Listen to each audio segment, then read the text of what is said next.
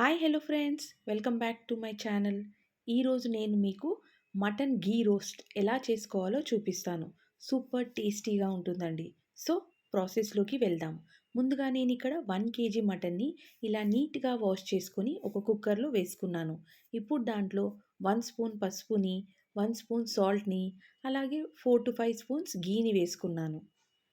Next ఇప్పుడు దీంట్లో ఒక 1 స్పూన్ వరకు అల్లం వెల్లుల్లి పేస్ట్ని కూడా వేసుకొని ఒకసారి అంతా బాగా కలుపుకోవాలి.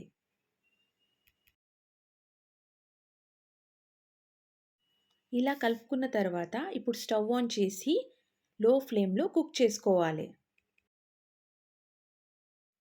ఇలా మధ్య మధ్యలో కలుపుతూ మటన్ నుండి రిలీజ్ అయిన వాటర్ అంతా పోయే వరకు ఇలా కుక్ చేసుకోవాలి.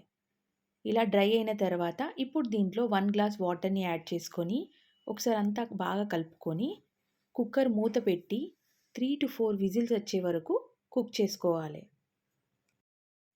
విజిల్స్ వచ్చిన తర్వాత స్టవ్ ఆఫ్ చేసి మూత తీసి మటన్ని చెక్ చేసుకోండి.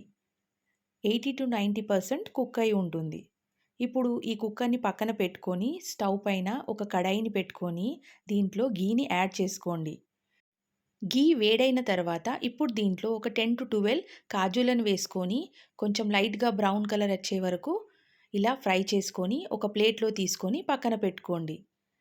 ఇప్పుడు ఈ మిగతా ఘీలో మనం ముందుగా కుక్ చేసుకున్న మటన్ని వాటర్ లేకుండా ఓన్లీ పీసెస్ని యాడ్ చేసుకోవాలి.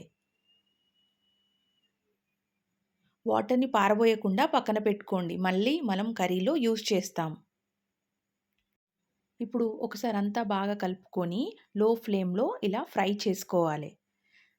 ఈ రెసిపీని మనము టోటల్గా ఘీలోనే ప్రిపేర్ చేసుకుంటున్నాము, అందుకే దీని పేరు మటన్ ఘీ రోస్ట్. ఇలా 5 minutes రోస్ట్ చేసుకున్న తర్వాత ఇప్పుడు దీంట్లో అన్ని మసాలాలని యాడ్ చేసుకోవాలి. అంటే కారం, ఉప్పు, జింజర్ గార్లిక్ పేస్ట్, జీరా పౌడర్, ధనియా పౌడర్, పెప్పర్ పౌడర్ అంటే మిరియాల పొడి, ఇవన్నీ వేసుకొని అంతా బాగా మిక్స్ చేసుకొని ఈ మసాలా అంతా ముక్కలకు బాగా పట్టేలా మరో 5 minutes లో ఫ్లేమ్లో ఇలా ఫ్రై చేసుకోవాలి.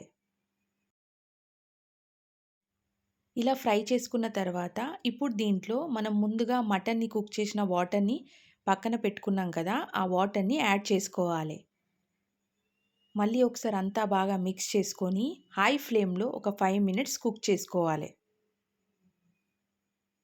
5 minutes తర్వాత ఒక 5 to 6 పచ్చిమిర్చీలని అలాగే కొంచెం కరివేపాకుని వేసి మళ్ళీ అలాగే కుక్ చేసుకోవాలి హై ఫ్లేమ్లోనే. మళ్ళీ మనకు కర్రీ డ్రై అవ్వాలి కాబట్టి ఫ్లేమ్ని హైలోనే పెట్టుకొని ఇలా కలుపుతూ కుక్ చేసుకోవాలి. ఫ్లేమ్ని హైలో పెట్టుకున్నాం కాబట్టి కంటిన్యూస్గా ఇలా కలుపుతూ ఉండాలి, అదర్వైజ్ కింది సైడ్ మాడిపోతుంది.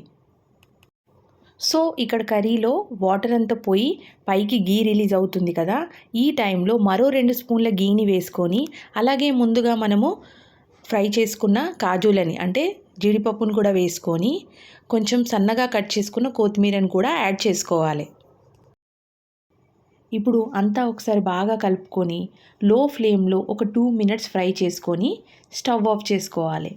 అంతే ఫ్రెండ్స్, మన సూపర్ టేస్టీ యమ్మీ మటన్ ఘీ రోస్ట్ రెడీ. మీరు ఒక్కసారి ఈ రెసిపీని ట్రై చేసి చూడండి. ఒకవేళ ఈ రెసిపీ కనుక మీకు నచ్చినట్లయితే please do like, share and subscribe my channel. Thank you for watching. Bye friends, take care.